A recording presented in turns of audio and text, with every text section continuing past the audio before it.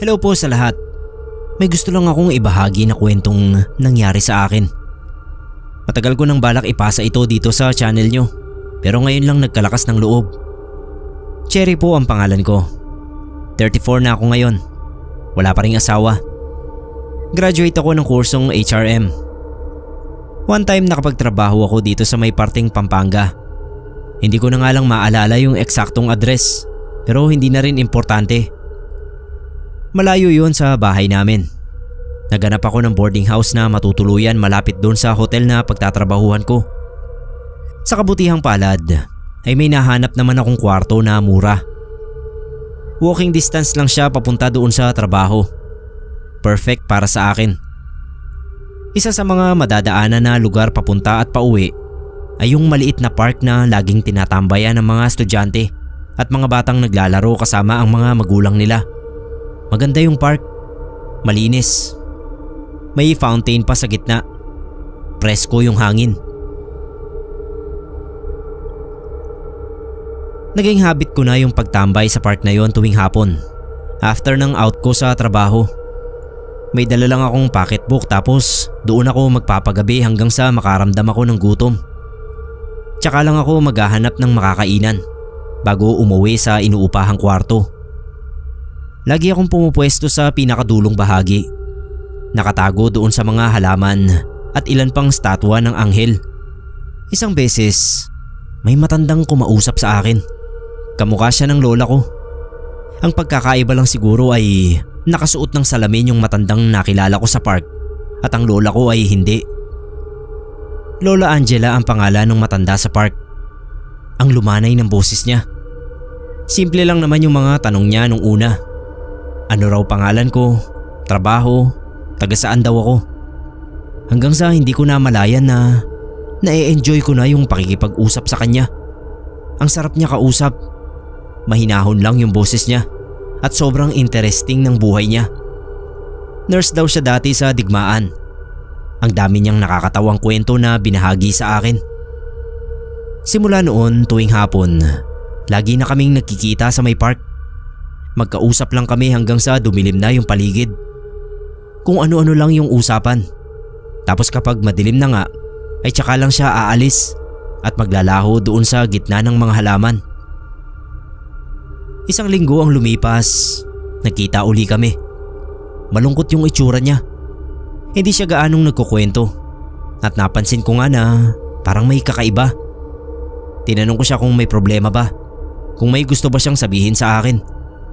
Natahimik muna siya sa pagkakaupo doon sa bench. Tapos ay tsaka niya sinabi na yun na raw kasi ang huling beses na magkakausap kami. Aalis na raw siya. Pupunta sa kung saan dapat ay matagal na siyang pumunta. Bago siya umalis, sinabi niya sa akin na ipagsindi ko raw siya ng kandila doon sa bench na yon. Nung umuwi na ako nung gabing yon, ang gulo ng utak ko. Ang daming bagay na sinabi ni Lola Angela na hindi ko maintindihan. Nung sumunod na araw ay bumalik uli ako sa park. Pero wala na si Lola Angela. May lumapit sa akin na tindero ng taho. Sabi niya sa akin, wag ko na raw hanapin yung lola na lagi kong kausap. Kasi multo raw yun. Isang kaluluwa na sa bench na yun mismo namatay. Dahil sa atake sa puso. Lagi raw yung nagpapakita sa mga tao, lalong-lalo na sa kung sino man ang nakaupo sa bench na yon. Napanganga talaga ako nang marinig ko yon. Kaya pala sabi ni Lola Angela na aalis na siya. Kaya pala ayaw niyang magpahawak sa akin. Kaya niya sinabi na ipagsindi ko siya ng kandila. Yun ay dahil isa siyang kaluluwa na patawid na sa kabilang buhay. Simula noon bawat hapon na tumatambay ako doon, nagsisindi ako ng kandila. Tapos kinakausap ko pa rin si Lola Angela. Alam ko kasi na kung nasaan man siya, ay siguradong nakikinig siya sa akin.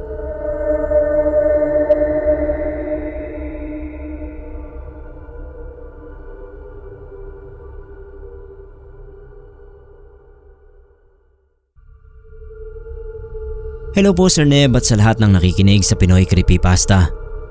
Pa-shoutout naman po sa akin. Melgar ng Lopez, Quezon. Salamat po agad ng marami. Sir Neb, bukod sa shoutout ay bala ko sanang mag-share ng kwento sa inyo. Sana po mabasa nyo ito at ma-narrate. Ang kwento pong ito ay nangyari dito sa amin noon pang dekada 90. Bata pa ako noon, mga high school ganyan. Dito sa amin ay may kilalang aswang na hindi naman namin pinapansin kasi hindi naman kami napeperwisyo. Si Tandang Ople.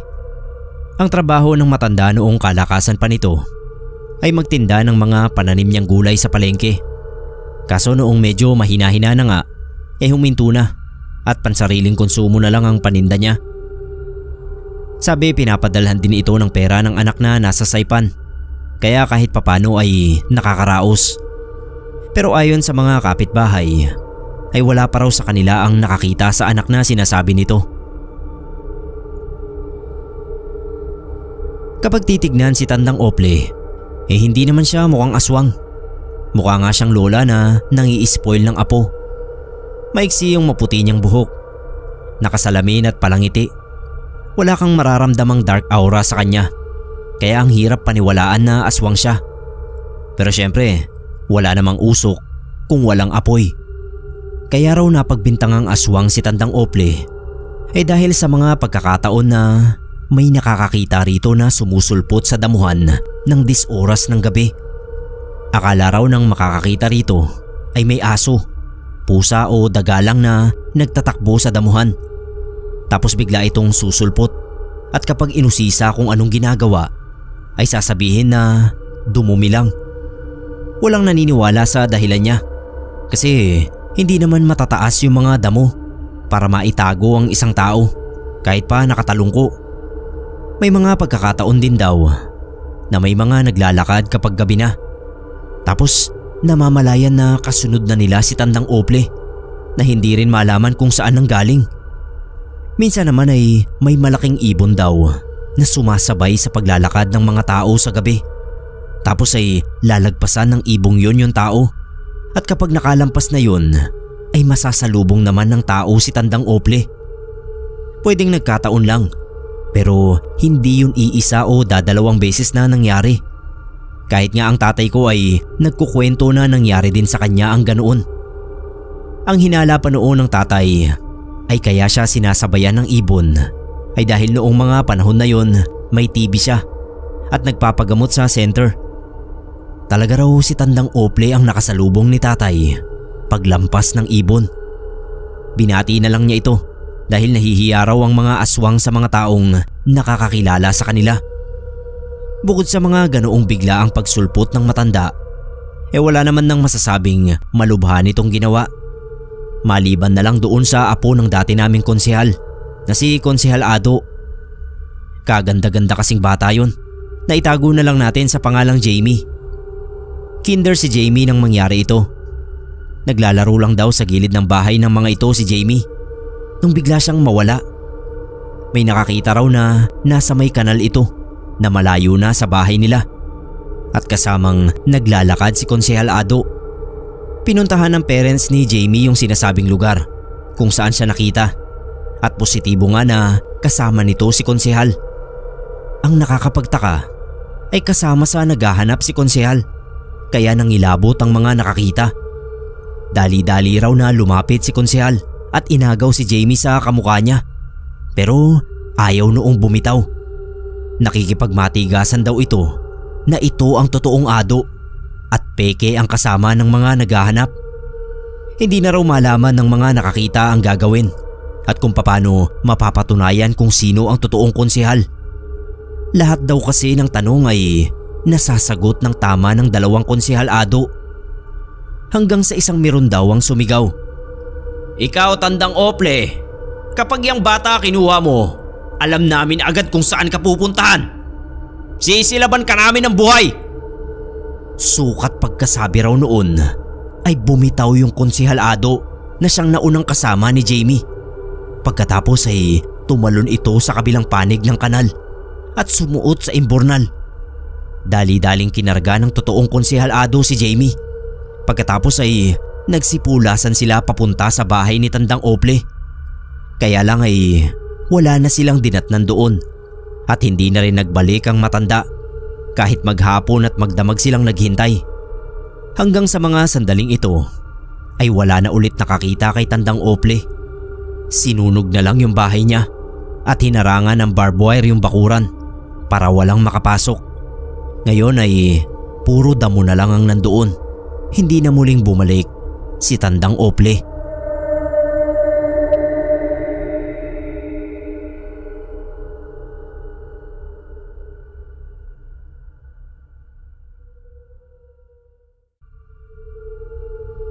Magandang araw po mga kapasta. Magandang araw din sa ating narrator. Kina ang pangalan ko. Tawag sa akin ng mga kabarkada ko ay Kin lang. 26 na ako, Sir Neb. Isa nga pala akong delivery rider. May gusto lang po sana akong ikwento sa inyo. Alam ko benta ang ganitong kwento sa mga listeners natin. 18 pa lang ako nang mangyari ito. Nakatira pa ako sa bahay nila mama. Hindi pa ako bumubukod sa kanila. Birthday ng pinsan namin na nakatira sa kabilang bayan. Gusto naming sorpresahin yung pinsan namin kasi matagal na rin mula nung huli kaming pumunta sa kanila. Isang van lang yung gamit namin. Kasya naman lahat. Hindi naman ganoon kalayo yung bahay nila. Kaso karamihan kasi sa kalsadang dadaanan hindi pa rin sementado. Kaya bihira rin kaming dumalaw. Mabato yung daan.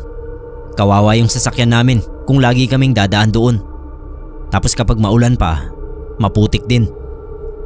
Dahil nga matagal na rin nung huli kaming dumalaw doon, hindi na natatandaan ni Papa yung eksaktong daan papunta kila pinsan. Matapos ang isang oras na paghahanap ng daan, sinabi sa amin ni Papa na naliligaw na raw kami. Hindi niya na alam kung saan kami papunta. Wala pa namang katao-tao sa lugar na yon. Puro mga puno at naglalakihang bato ang makikita mo sa daan. Inabot na kami ng tanghali kaya kumain na muna kami sa gilid ng daan. Sabi ni Papa, kapag may nakita raw kaming tao, lapitan agad namin at magtanong daw kami ng direksyon. Kaso wala talaga. Para bang ghost town yung lugar. Mga ibon at insekto lang ang maririnig mo. Nagpatuloy na kami sa biyahe. Alam ko bad trip na si Papa. At konti na lang lilikunan niya yung sasakyan at uuwi na lang kami. Sa kasamaang palad, na-stuck pa kami sa malalaking butas sa daan. Umambon kaya medyo basa yung daan. Kahit anong harurot ni Papa ay hindi makaalis yung gulong namin sa butas. Biglang may lumitaw na matanda sa harap ng sasakyan namin. Pati ako nagulat nang makita ko siya. Nakangiti pa. Saan daw ba kami pupunta? Sinabi ni Papa na ilang oras na kaming naliligaw dahil hindi namin alam ang daan. Lumapit yung matanda sa bintana ni Papa. Napansin ko na nag-iba bigla yung itsura ni Papa. Para bang natakot siya. Pero nakinig pa rin naman siya sa sinabing direksyon ng matanda. Sabi ng matanda, i-start na raw ni Papa yung kotse at siya na yung tutulak sa sasakyan namin para makaalis kami sa butas sa lupa. Ginawa naman ni Papa. At nagulat kami kasi parang naging sobrang gaan nung sasakyan. Nakalampas agad kami doon sa butas. Alam na ni Papa yung daan papunta sa bahay nila pinsan. Habang nagmamaneho siya, bumulong ako sa kanya. Tinanong ko kung bakit parang natakot siya dun sa matanda. Pabulong din yung sagot niya. Nung lumapit daw kasi sa kanya yung matanda, wala itong bewang at mga paa. Para bang lumulutang lang ito sa ere, nakalahati ang katawan. Sigurado raw siya na isang kaluluwa yung matanda. Isang matulunging kaluluwa. Pagdating sa bahay nila pinsan, naikwento namin sa kanya sa inuman yung nakita namin ni Papa. Sabi niya totoo raw yun. May kaluluwa daw talaga na tumutulong sa mga taong naliligaw doon sa daan. Matanda raw yung itsura. Ang sabi ng ibang residente, namatay daw yung matanda doon nang maaksidente sa motor. Hindi na kami pinauwi ni pinsan nung gumabi. Bali kinabukasan na kami nakaalis at nakauwi sa bahay. Ilang beses pa kaming pumunta sa bahay nila pinsan, pero hindi na namin uli nakita yung matandang yon.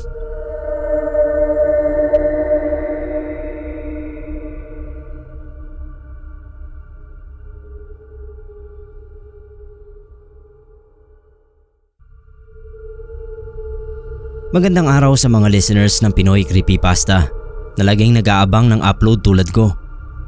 Ako nga pala si Bill. Ang mga maririnig yung kwento ngayong araw ay nangyari noong kabataan ko. Siguro mga grade 5 o grade 6 ako noon. Basta nasa elementarya pa ako at naninirahan pa kami sa bahay nila lolo at lola. Magsasaka ang lolo Arnel ko. May malawak kaming palayan dati na halos sakop yung kalahati ng barangay namin. Kaya rin hindi kami namomroblema sa bigas kasi unlimited ang supply namin. Yung sobra nga binibenta ni lolo sa mga bigasan kasi mabubulok lang kung itatago pa namin. Marami kaming alagang manok. Puro patabain na sinusupply din ni lolo sa palengke tuwing linggo. Meron pa kaming ibang alaga, mga kalabaw at kambing na pinapaalagaan ni lolo sa mga tauhan niya sa palayan. Lagi niya sa aking sinasabi na kapag lumaki na raw ako, ay ako ang magmamana ng palayan at ng mga alaga naming hayop. Nung tumuntong ako ng grade 5, may isang bagay na laging pinapagawa sa akin si lolo. Pagsusunog ng goma sa likod ng kulungan ng mga manok namin. Hapon-hapon yun.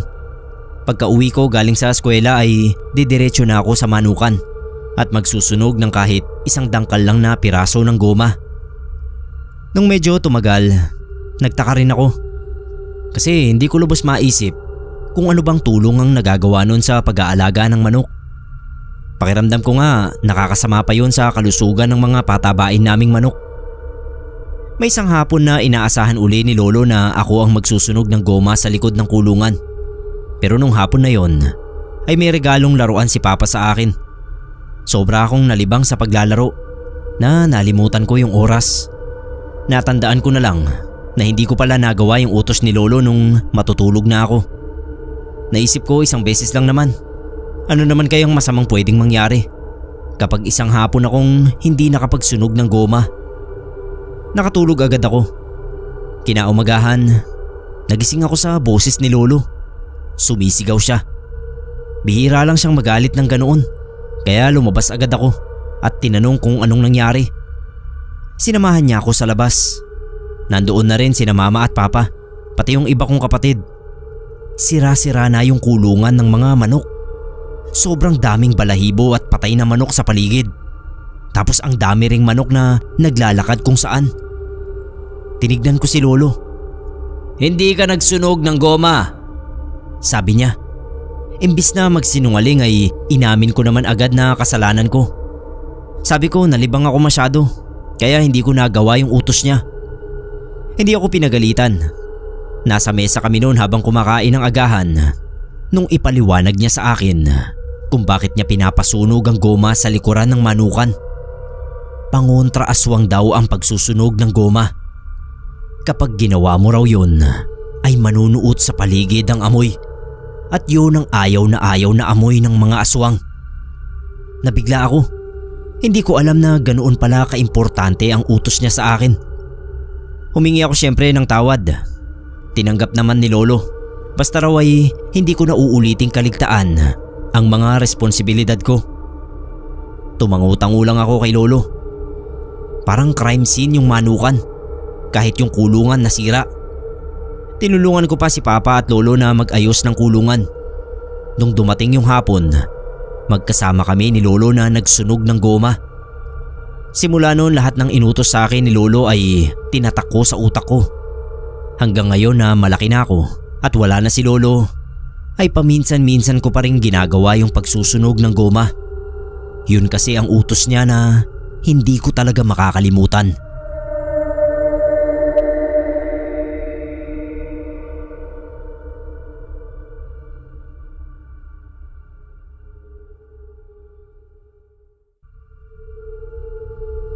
Sabi ni lola, sina mama raw ay may nakatatandang kapatid na ang pangalan ay Leona. 4 na magkakapatid sina mama at siya ang panganay. Pero sabi nila lolo at lola ay may nauna pa nga kay mama na Leona ang pangalan. Kaya lang ay namatay ito noong 5 taong gulang na. Hindi naaalala ni mama ang tita Leona namin dahil 3 years old pa lang siya nang mamatay ito.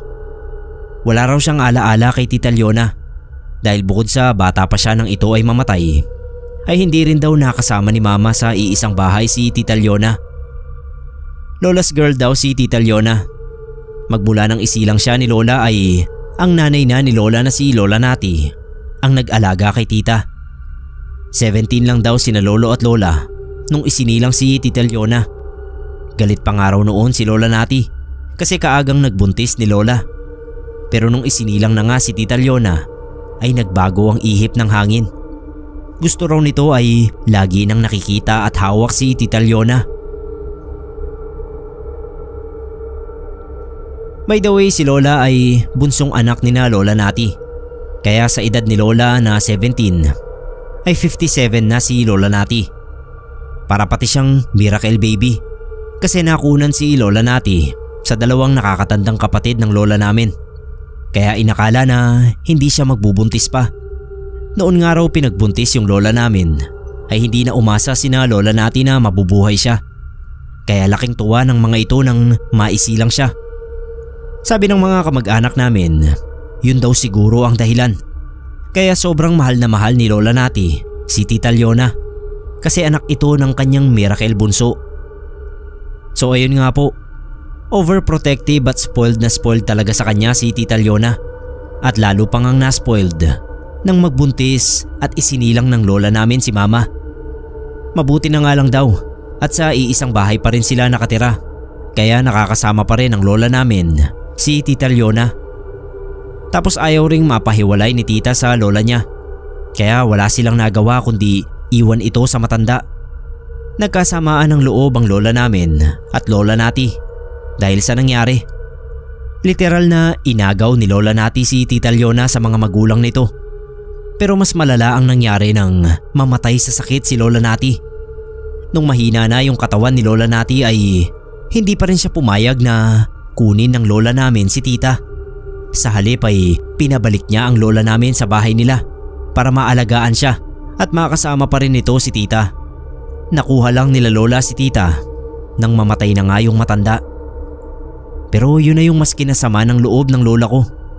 Dahil nang mamatay si Lola Nati ay dinadalaw nito si Tita Leona. Nakakapagkwento na noon si tita kasi nga 5 years old na ito. At ang sinasabi ay niyayaya siya ni Lola Nati. Siyempre bilang bata ay sasama nga si tita sa lola niya.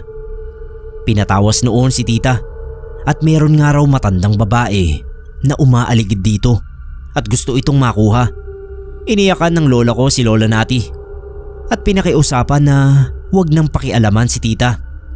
Pero lalong nanggulo si Lola Nati. Nagdadabog ito sa bahay nila lola at nagbabasag ng gamit. Ang solusyon nila lola ay pabendisyonan na lang ang kanilang bahay para mapaalis si Lola Nati. Pero habang binibendisyonan ng pare ang kanilang bahay, biglang nawalan ng malay si Tita Leona. Hindi na nagising si tita hanggang sa tuluyan siyang ideklarang patay. Nagtagumpay pa rin si Lola Nati na makuha ang apo niya. Galit na galit ang lola ko sa sobrang galit nila ni lolo ay sa hiwalay na sementeryo nila pinalibing si tita at hindi na binisita ang puntod ng kanyang ina kahit kailan. Nauunawaan ko naman yung galit ni na lola sa mama niya kasi napakamakasarili ng pagmamahal nito kay Tita Leona. Napakabata pa ni tita pero sa pansariling hangarin ni Lola Nati ay namatay ito.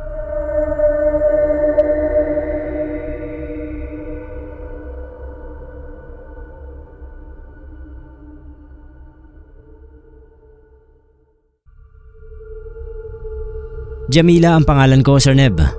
Bali, 3 kaming magkakapatid. Ako ang gitna. Lahat kami babae. Kaya protective masyado sa amin ang mga magulang namin. Dapat magpapaalam lagi kapag aalis ng bahay. Hindi pwedeng hindi. Tapos may curfew.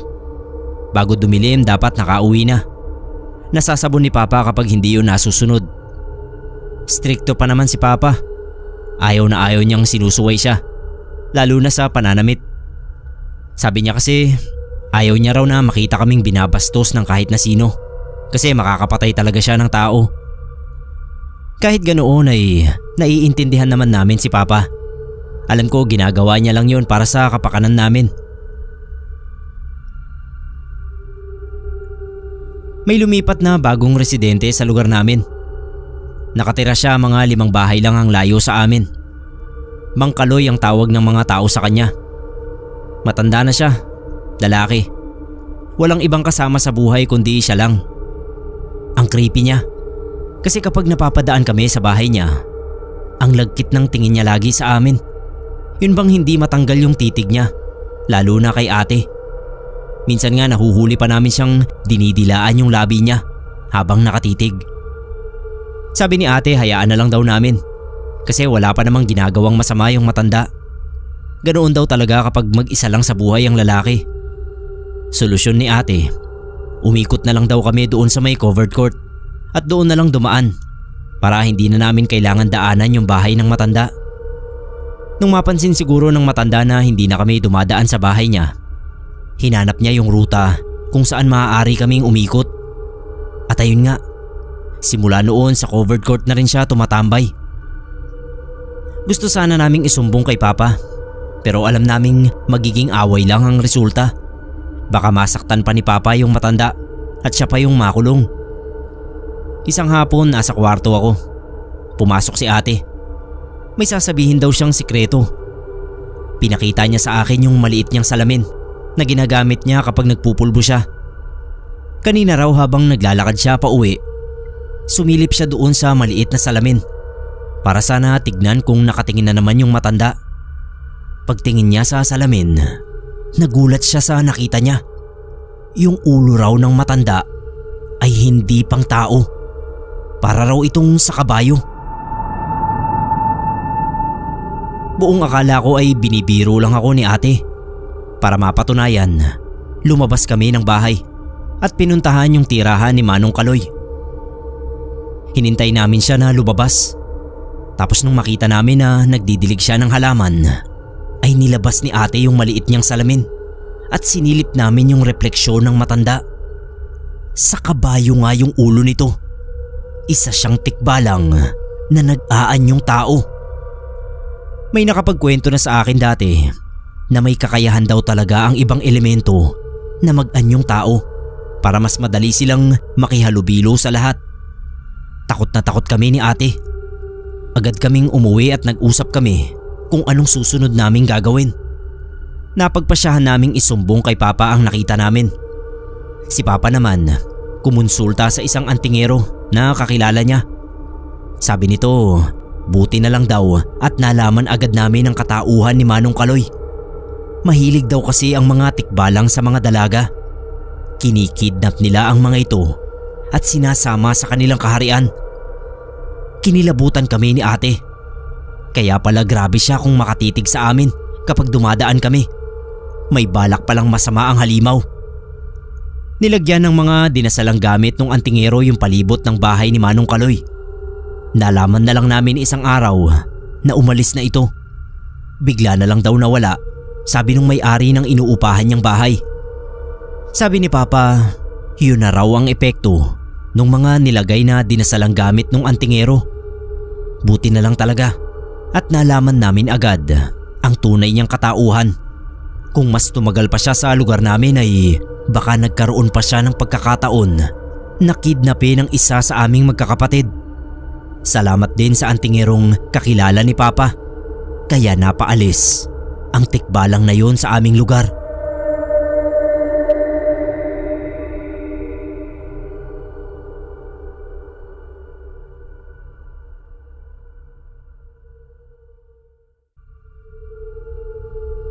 Hello po sa inyo. Yasi nga pala. Taga-probinsya talaga kami. Pero nung makapagtrabaho si Papa ay lumipat kami dito sa Guadalupe nung nag-aaral na ako ng kolehiyo. Nung high school ako, sobrang hilig ko sa mga bata. Ewan ko ba, may charm ata ako sa mga batang paslit. Kaya ang gaan-gaan lagi ng loob nila sa akin. Dahil na rin sa talent kong yon, ay madalas akong kunin ng isang pamilya doon sa amin bilang babysitter. Madalas kasi silang may puntahan na alanganing oras. Ayaw naman nilang kumuha ng kasambahay. So ako yung tinatawagan nila kapag kailangan nilang umalis ng gabi at walang bantay sa mga bata. Galante sila. Lorenzo ang apelido ng pamilya. Pabor na pabor sa akin kasi ang babait ng anak nila Isang 8 years old na babae na Lisa ang pangalan. Tapos yung bunso, si Ricky, 5 years old naman. Wala akong reklamo sa kanila. Di sila tulad ng mga batang pasaway na napapanood ko lagi sa mga teleserye.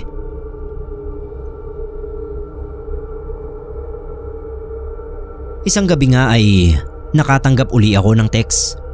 Pumunta raw ako sa bahay ng mga Lorenzo alas 8 ng gabi. Aalis daw silang mag-asawa at baka madaling araw na makauwi. Kumain lang ako ng hapunan. Tapos diretso na rin sa bahay ng mga Lorenzo. Binigay nila sa akin yung mga susi. May ilang bagay na binilin tapos umalis na. Naupo lang kami ng mga bata sa sofa. Nanonood ng TV. At balak ko sana mga alas 10 ng gabi. Tsaka ko sila ihahatid sa kanya-kanya nilang kwarto para matulog na. Mga 9:30, may narinig kaming katok galing sa pinto. Tumayo ako at sinilip sa bintana kung sino ba yung kumakatok. Medyo madilim sa harapan ng pinto kasi malamlam yung ilaw. Pero kita ko na isang matandang lalaki yung nandoon. Naalala ko yung bilin sa akin na kahit anong mangyari ay wag na wag akong magbubukas ng pinto sa mga taong hindi ko kilala. Maliban na lang kung emergency. Kinausap ko siya sa saradong pinto. Tinanong ko kung anong pakay niya. Hindi muna siya nagsalita.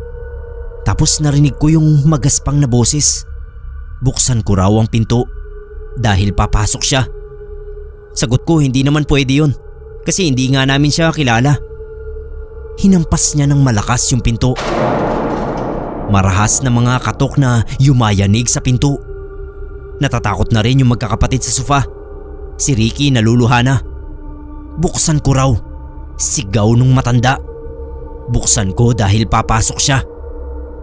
Binalaan ko siya na tatawag kami ng pulis. Pero hindi man lang siya natakot. Paulit-ulit pa rin niyang sinasabi na gusto niyang makapasok. Paulit-ulit pa rin hinahampas ang pinto. Sumilip uli ako sa bintana. Hindi ko inaasahan yung nakita ko. Kasi parang ibang tao na yung nandoon. Nagsitayuan yung buhok niya sa ulo. Yung mata niya kulay pula na. At habang nagsasalita siya, ay kitang-kita ko yung mga pangil niya na parang sa isang pating. Naglalaway din siya. Isa lang ang pumasok sa isip ko. Aswang. Nagpapanik na ako nung mga oras na yun. Hindi ko alam ang gagawin.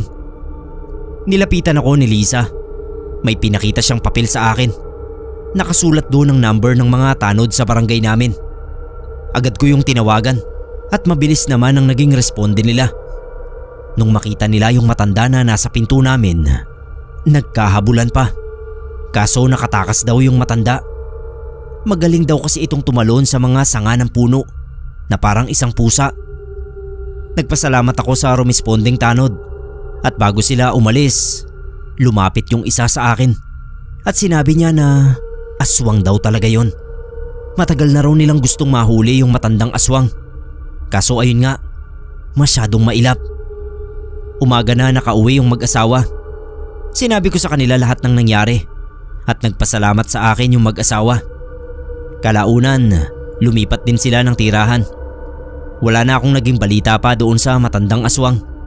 Siguro sumuko na rin yung mga tanod kasi alam nila na hindi nila basta-basta mahuhuli ang nilalang na yon.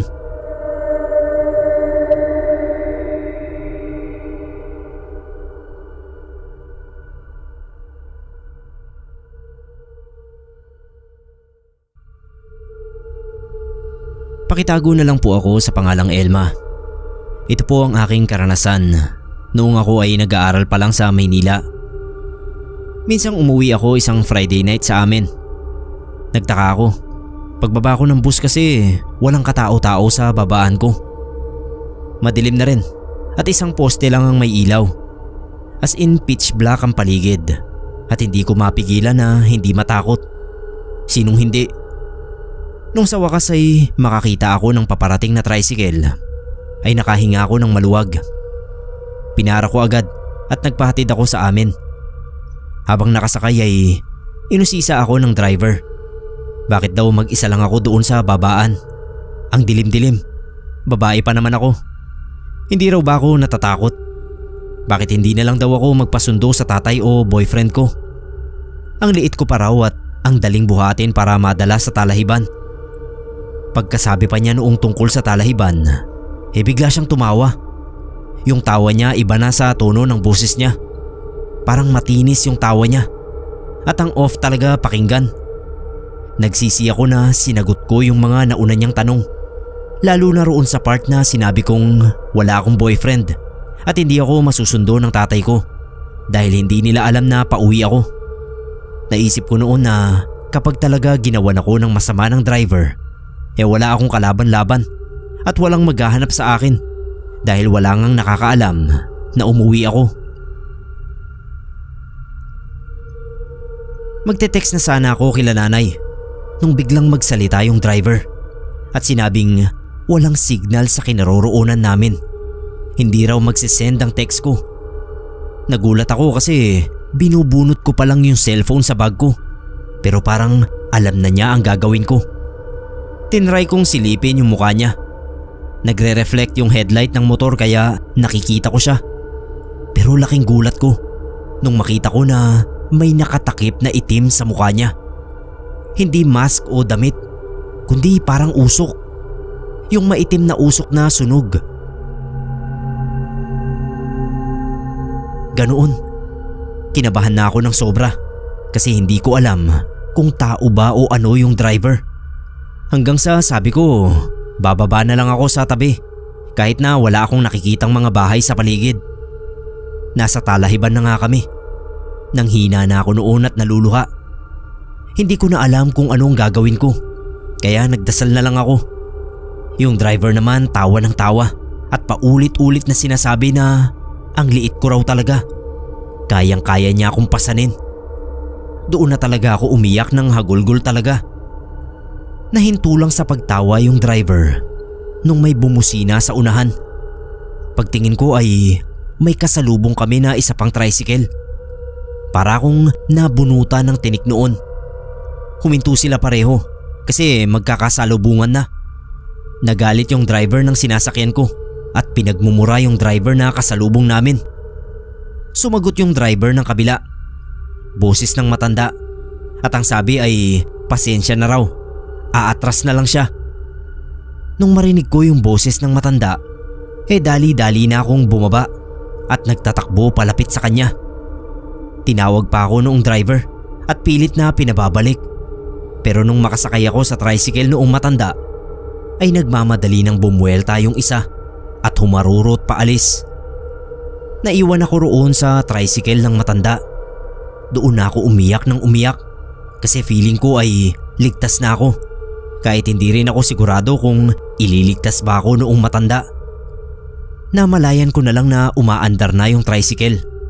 Tapos pagtingin ko sa labas ay pamilyar na sa akin yung tanawin. May mga dumaraan ng ibang sasakyan. May mga tao, bahay at tindahan nang nakabukas. Lalo akong napaiyak. Tapos sinabi noong matanda, "Wala na, Ineng. Okay ka na." Paglingon ko sa matanda ay hindi ko rin makita yung mukha niya. Pero hindi kagaya doon sa isang driver, ay sobrang liwanag naman ng mukha ni Lolo. Nung naroon na sa tapat ng bahay namin ay bumaba ako at nagpasalamat kay Lolo.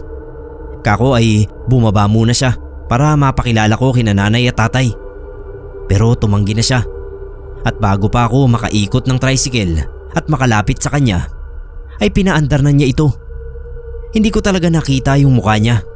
Pati yung plate number ng tricycle ay hindi ko nakuha. Kapag kinukwento ko yung karanasan kong ito ay ang daming haka-haka ng mga napapagsabihan ko. Baka raw aswang, maligno o demonyo yung naunang tricycle. Tapos ay anghel naman si Lolo na tagapagligtas ko.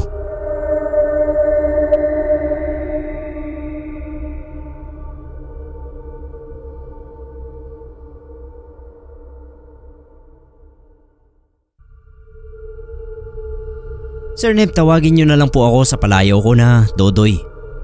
Hayaan niyo na ibahagi ko sa inyo ang kwento ng aming ancestral house. Ito namang ancestral house namin ay hindi napakalaki. 2 palapag na gawa sa bato ang ibaba at kahoy naman yung itaas. Ilang beses na rin naipaayos yung second floor dahil sa pagdaan ng mga taon ay nasira na rin ang ibang bahagi. Pero matitirhan pa naman. Lumang-luma na ito dahil panahon pa ng mga Kastila ay nakatayo na. At sabi nga sa pinagpasapasahan ng kwento ay mga tama raw ng bala ang ilang butas sa pader sa baba. Sa katunayan nga ay may 3 bala pa na nakatago sa bahay na galing nga raw sa mga butas sa pader. Hindi ko na lang alam kung nasaan yung mga bala na yon.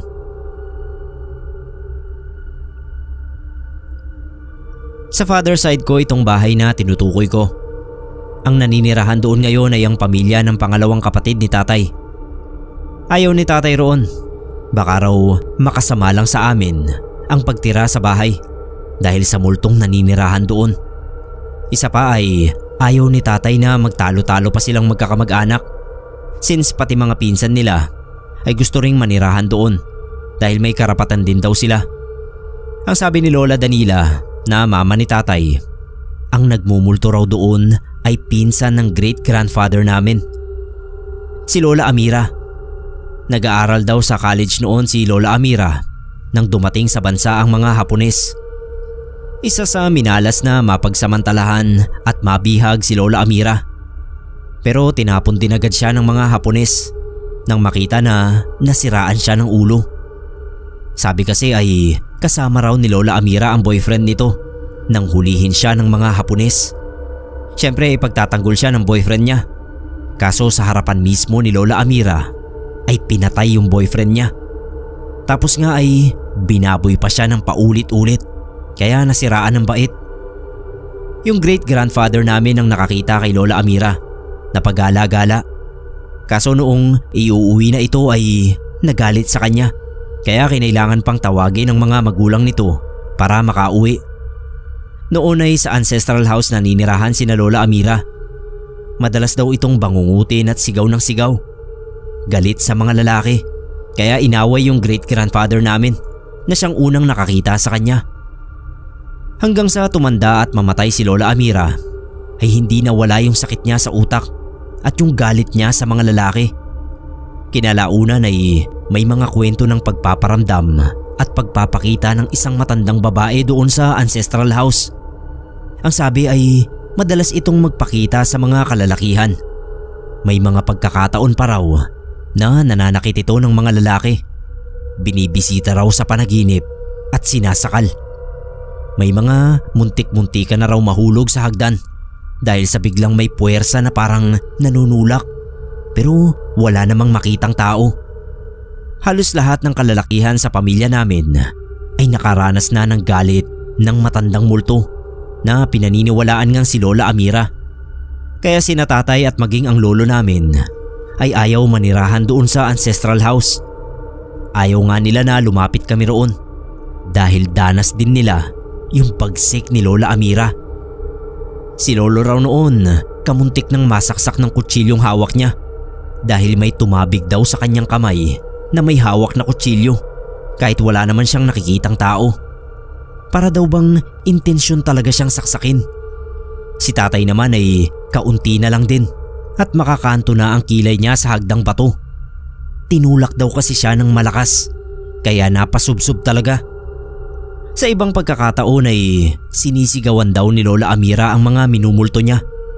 Yung isa kong tiyuhin ay nagkaroon ng diferensya sa pandinig sa kanang tenga. Narindi raw ng husto dahil sa lakas ng sigaw kaya mahina yung kanang tenga niya. Ayaw din nga niyang lumapit sa ancestral house dahil doon. Ang dami na nang nagsabi sa amin na ipabless ang bahay na yon. Pero syempre nagawa na yon ng kung sino mang naninirahan doon. Pero hindi umuubra. Iniisip ko nga baka kaya hindi mapalayas ang kaluluwa ni Lola Amira ay dahil wala siya sa katinuan.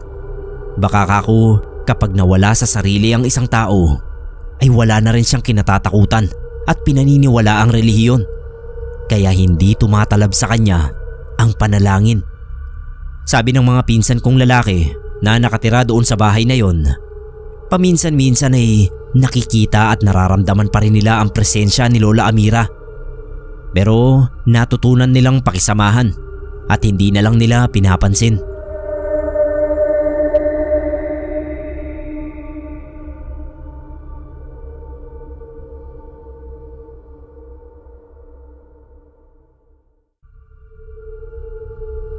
Ako po si Raymond. Lumaki akong walang kinagis ng lola. Nasa kabilang buhay na ang mga lola ko sa parehong partido nila mama at papa. Kaya sabik ako sa lola. Hindi ko naman akalain na ang awa ko sa isang matandang babae ay maghahatid sa akin sa isang nakakatakot na karanasan. Nasa unang taon ako ng kolehiyo nang mangyari yon. Tag-ulan. Umuwi sina mama at papa sa Tarlac para ayusin yung problema sa lupang minana ni papa sa tatay niya. Ang nag-iisa ko namang ate na si Ate Aya ay nagbo-board malapit sa pinapasukan niyang university. Okay lang naman sa akin na maiwan sa bahay. Hindi ako natatakot kahit iilan lang ang kapitbahay namin sa isang subdivision dito sa Laguna. Nung bandang hapon na, malakas yung ulan. Nagyoyosi ako sa bintana namin nung mapansin ko yung isang matandang babae na naglalakad sa gitna ng ulan. Kahit na nakapayong ay basang-basa pa rin siya. Tapos ang bagal pa niyang maglakad na parang may iniinda sa katawan. Naawa ako kaya lumabas ako, dala yung payong namin. Pinayungan ko rin siya at inakay papasok sa loob ng bahay. Sabi ko doon na siya magpatila ng ulan. Nagpasalamat sa akin. Inusisa ako kung sino ba siya at saan ang punta niya. Sabi niya tawagin ko na lang siyang Lola Tima. Hinahanap niya yung anak niya. Lumayas daw sa kanila. Hindi naman ako tsismoso kaya hindi ko na inalam kung sinong anak at bakit. Basta ang sabi ko ay palipas lang muna siya. Pagtila ng ulan tsaka niya uli hanapin yung anak niya. Gabi na ay bumubuhos pa rin yung ulan. Kaya sinabihan ko yung matanda na doon na siya matulog sa amin. Total ay wala naman akong kasama. Bukas na lang siya umuwi sa kanila. Pinapakain ko pero ayaw niya. Iaalok ko sana yung kwarto ko at doon na muna ako matutulog sa kwarto nila mama. Kaso inunahan na niya ako na kung maaari ay doon na lang siya sa sala. Nilatagan ko lang siya ng comforter tapos binigyan ko ng unan. Bandang hating gabi, naalimpungatan ako. Nakarinig ako ng kaluskos. Lumabas ako ng kwarto ko. Wala sa sala yung matanda. Nagtaka ako kung nasaan siya kasi wala rin siya sa kusina at banyo. Nung marinig ko yung ingay ng mga manok ni Papa, bigla akong kinabahan. Sumilip ako sa bintana. Hindi abot ng tanaw ko mula roon ang kinapupwestuhan ng mga manok ni Papa kasi nasa bandang gilid yon ng bahay. Kaya lumabas na lang ako. Paglabas ko ng pintuan, nagulat ako sa nakita ko. Yung matandang babae na pinatuloy ko sa bahay ay inuubos yung mga manok ni Papa. Nilalantakan nila. Nilingon niya ako na puno ng dugo yung bibig niya at yung mga mata niya may kakaiba. Napasigaw talaga ako sa takot. Ang bilis kong pumasok sa loob ng bahay namin. Dali-dali kong nilak ang pinto. Hindi ko agad naisara yung bintana kaya nagawa pa niyang sumilip doon at sabi ay huwag daw akong matakot sa kanya. Hindi raw niya ako sasaktan. Hindi ako sumagot. Nagmamadali kong sinara yung bintana. Pagsara ko, narinig ko pa yung boses niya. Sabi niya kukunin na lang daw niya yung mga gamit niya at aalis na siya. Hindi ako makakilos sa sobrang nerbiyos. Pero paulit-ulit niyang sinasabi na kukunin lang niya yung bag at yung payong niyang sira. Natatakot akong buksan yung pinto kasi baka bigla niyang hablutin yung kamay ko. Kaya sabi ko lumayo muna siya at ihahagis ko yung gamit niya. Ginawa naman niya. Dahan-dahan kong binuksan yung pinto. Mabilis na inihagis yung bag. Sabay sara ko uli at lock ng pinto. Nakiramdam lang ako. Maya-maya ay sumilip ako sa bintana. Napamura ako kasi bakit nandoon pa rin siya? Ba't hindi pa rin siya umaalis? Tumigil na rin naman yung ulan. Nakatayo lang siya sa harap ng bahay namin. Dasal ako ng dasal na sana ay umalis na yung matandang yon. Hindi na nga ako nakatulog sa takot na kumatok uli siya. Mabuti na lang at maya-maya uli. Pagsilip ko ay wala na siya roon. Kinabukasan na ako lumabas para tignan ang mga alaga ni Papa na kinain ng matandang yun. Napagalitan ako nila Mama at Papa nung dumating na sila at malaman ang nangyari. Sermon malala dahil nagpatuloy ako ng estranghero sa bahay. Buti na lang daw at hindi ako kinain. Pero si Papa, grabe ang lungkot niya sa pagkawala ng mga manok niya. Iisa lang ang natira.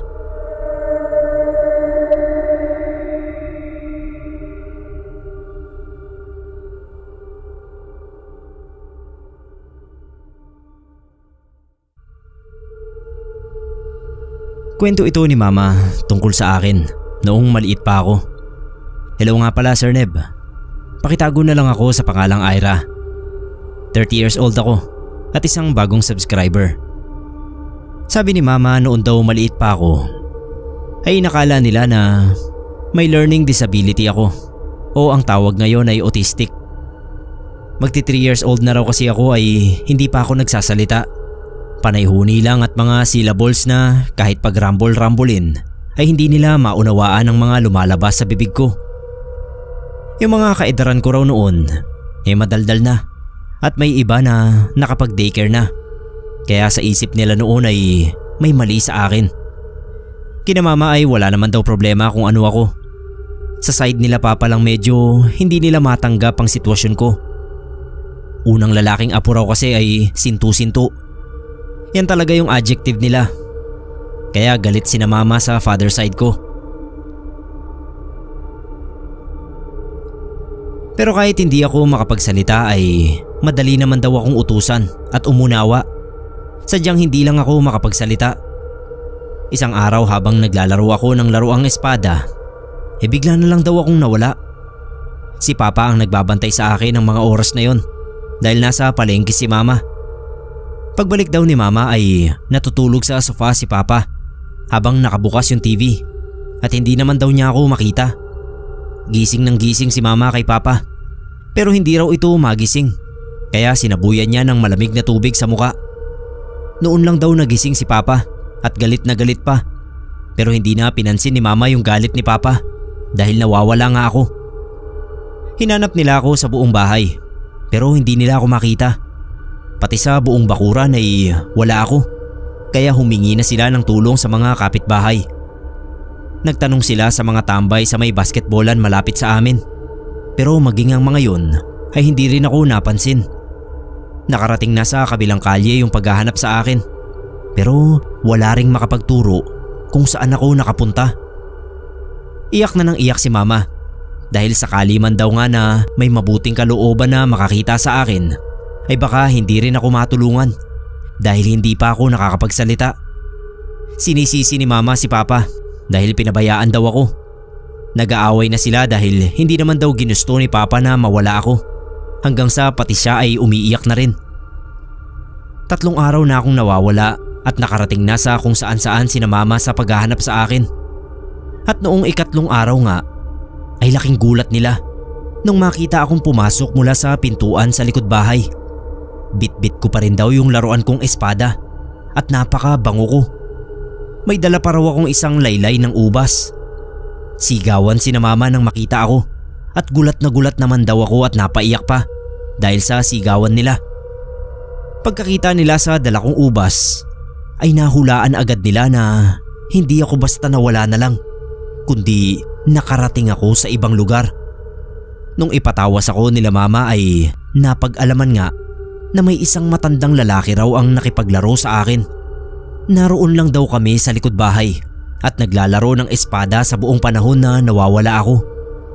Pinakakain daw ako ng matanda ng ubas pero dahil busy sa paglalaro ay hawak ko lang yun. Hanggang sa napagod na raw ako at nagkusa ng umuwi. Bit-bit ko pa rin yung isang laylay ng ubas. Ilang araw na nakapatong sa mesa yung ubas na yun pero hindi raw nabubulok o lumambot man lang. Hanggang sa isang araw ay kusa na lang yun na nawala. Pinatignan ako nila Mama sa espesyalista kung bakit hindi pa rin ako nakakapagsalita kahit na 3 years old na ako. Sabi ng mga manggagamot ay dahil daw yun sa matanda na nakikipaglaro sa akin. Pero dahil natakot na sina Mama na mawala uli ako at hindi makapagkwento o makahingi ng saklolo, ay kumonsulta na sila sa doktor.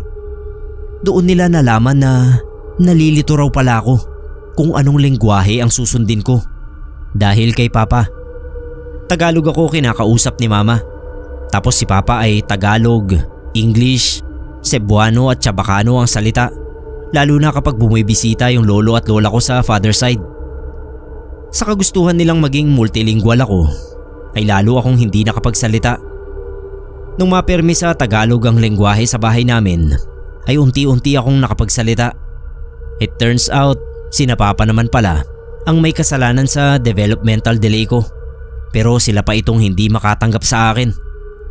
Tungkol naman sa matandang lalaki na kalaro ko, sa totoo lang ay hindi ko maaalala na naglaro kami ng espada.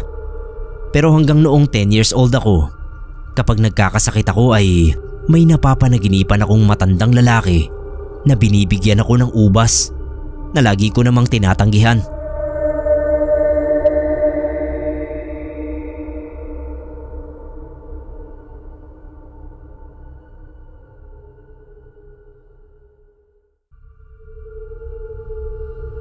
Ang pangalan ko po ay Warren. Nasa early 30s na ang edad. At dito ako nagtatrabaho ngayon sa Quezon City. Naniniwala ba kayo sa premonition? Yun bang mga signs na binibigay ng mundo sa atin kapag merong mamamatay sa mga kapamilya natin? Ako kasi, oo. Dati akong nagtatrabaho sa isang kumpanya sa Albay. 3 palapag yung building namin doon. At sa office namin sa 3rd floor, kita mo yung malawak na balcony sa labas dahil salamin yung wall ng mismong office. 2 taon din akong nagtrabaho doon.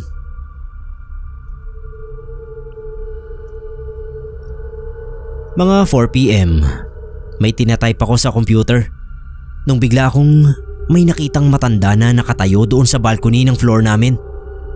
Ang weird kasi nakatalikod siya pero parang kilala ko kung sino siya. Sinave ko muna yung mga ginagawa ko. Tapos naglakad ako papunta doon sa salamin ng office.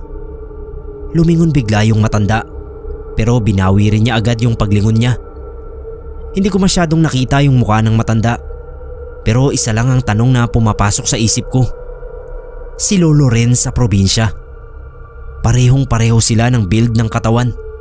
At yung damit na suot ng matanda, parang nakita ko ring sinuot ni Lolo. May tumawag sa akin na office mate ko. Ano raw tinitignan ko? Sabi ko yung nakatayong matanda doon sa balcony. Tinuro ko pa yun. Tapos pagbalik ko ng tingin, wala na yung matanda. Tinawanan lang niya ako at sinabing magpasalamin na raw ako kasi kung ano-ano nang nakikita ko sa labas. Ilang beses pa yun naulit. Laging ganoon ang senaryo. Makikita ko siya sa labas ng balcony. Tapos kapag na-distract ako kahit saglit lang, tsaka ito mawawala at hindi ko na makikita. Umabot din ng halos 1 buwan ng pagpapakita sa akin ng matanda. Hanggang isang hapon nga, uwian yun. Ready na akong umalis nang makita ko uli yung matanda. Sabi ko sa sarili ko, hindi ko aalisin ang tingin sa matandang nasa labas. Nakatayo lang ako dun at naghintay. Naglakad sa dulo ng balcony yung matanda. Lumingon siya sa akin at nakita ko na si Lolo Ren nga yun. Hindi ako pwedeng magkamali. Seryoso yung mukha niya. Walang ekspresyon. Tsaka siya umakyat doon sa railings at tumalon sa hangin. Napasigaw ako. Nagtinginan yung iba kong katrabaho na hindi pa umaalis sa mga station nila. Tumakbo ako papunta sa balcony. Dumungaw ako doon sa railings kung saan ko nakitang tumalon si Lolo Ren. Pero wala na. Masama na yung kutob ko nun. Nung makarating ako sa bahay, may natanggap akong tawag. Si Tita Michelle umiiyak. At doon pa lang alam ko na sasabihin niyang patay na si Lolo Ren. At tama nga ako. Umiyak din ako. At sumunod na linggo ay nag-leave ako ng mga 1 buwan para makadalo sa burol ni Lolo. Kinuwento ko kay Tita Michelle yung naranasan ko doon sa may office namin. Sabi ko siguro nagpapahiwatig na sa akin si Lolo na mamamatay na siya. Pero bobo lang talaga ako. na hindi ko agad na-gets kung ano yung gusto niyang sabihin. Kaya raw pala nung nasa ospital na si Lolo, nagsasalita raw ito ng tulog. Binabanggit ang pangalan ko. Yun ang dahilan kung bakit ako naniniwala sa mga premonition na yan. Isang beses pa lang naman nangyari yan sa akin. Pero sana hindi na maulit. Hindi kasi siya magandang experience.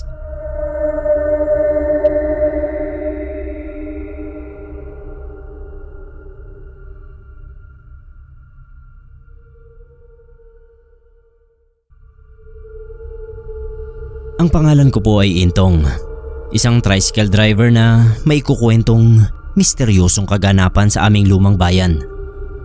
Hindi ko na lang po babanggitin ang pangalan ng aming bayan at probinsya dahil lalo lang papangit ang imahe ng lugar namin, lalo na at nakilala ito sa mga kwentong aswang. Kagaya nga ng sinabi ko, ay isa akong tricycle driver.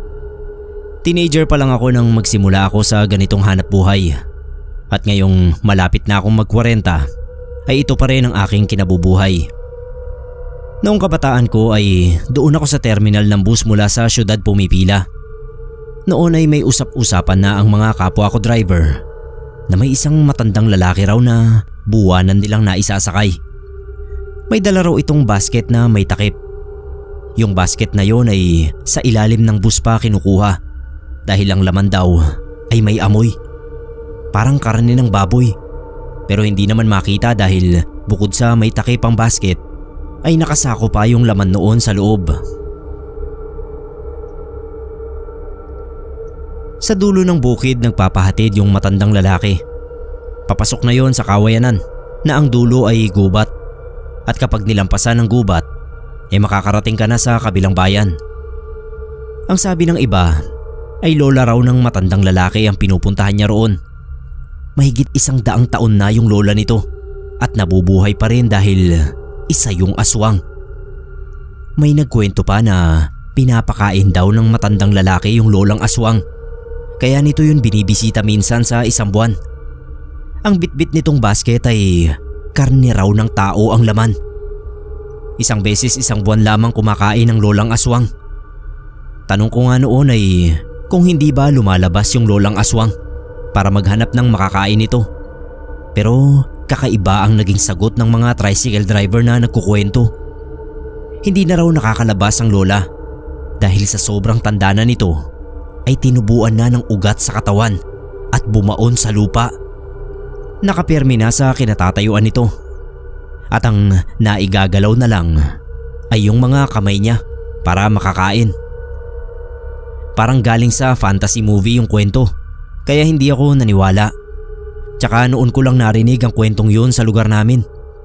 Sa isip ko noon, kung totoo nga ang matandang lalaki at ang lola nitong aswang, dapat ay kalat na kalat ang chismis sa kanila.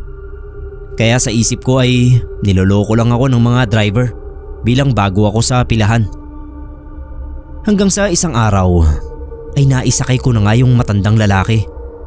Paglapit pa lang niya sa tricycle para sumakay ay alam ko nang siya yun. Base na rin sa description sa kanya. Tapos ay sa dulo ng bukid pa siya nagpahatid. Kinabahan ako noon pero hindi ako nagpahalata. Panay ang lingon ko sa dala niyang basket at may kakaibang lansa ngayon na maaamoy lang mula sa sariwang karne. Pagkababa ng matanda sa destinasyon niya ay pinaharurot ko na pabalik yung tricycle. Natakot talaga ako, lalo na at totoo pala siya.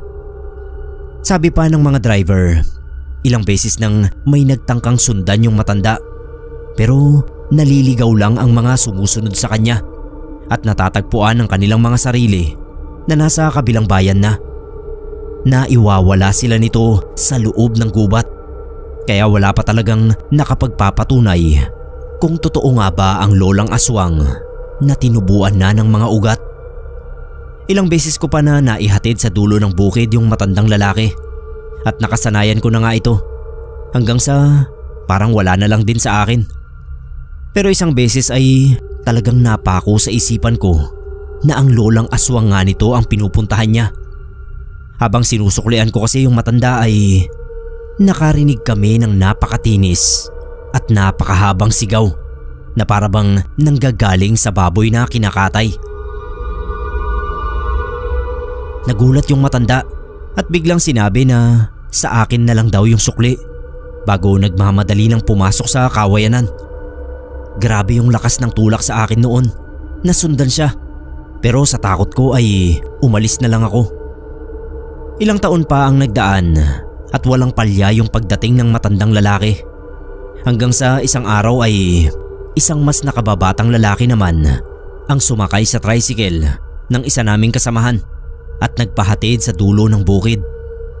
May dala rin itong basket na may takip at mula noon ay siya na yung naisasakay namin at nawala na yung matandang lalaki.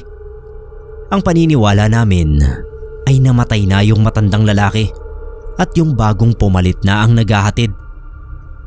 Pero may mga nagsasabi rin na ito rin yung matandang lalaki, pero bumata lang ang itsura.